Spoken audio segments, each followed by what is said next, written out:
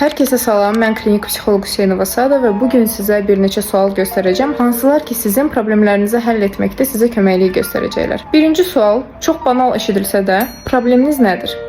Çox dürüst şəkildə problem həqiqətən nədirsə, sizi həqiqətən nə narahat edirsə, onu deyərək bu suala cavab verin. İkinci sual, bu problemin həlli nədir? Və ya bir neçə həll yolu deyə bilərsiniz. Üçüncü sual, niyə görə problemin həllini bilməyimə baxmayaraq, o həlli reallaşdırmıram? Orada bir neçə cavab artıq ortaya çıxa bilər. Bəzi cavablar elə ola bilər ki, çünki mən onu edəcək insan deyiləm, çünki mən heç vaxt belə bir şey eləməmişəm və s.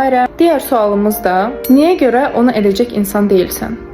Ya da ki, okey, heç vaxt etməmişsən bunu, indi etsən nə olar? Ən pis nə ola bilər və ən yaxşı nə ola bilər? O suala da cavab verəndən sonra artıq öz prioritetlərinizə əsasən qərar verin. Problemi həll etmək istəyirsiniz, yoxsa həmişə necə insan idinizsə, elə insan olaraq qalmaq istəyirsiniz? Və unutmayın ki, bəzən həyatımızdakı bəzi problemlərin təkrarlanmasının səbəbi bizim həmişə eyni strategiya ilə yanaşmamızdır. Hər birimizin bildiyi bir cümləni istifadə edəcəm.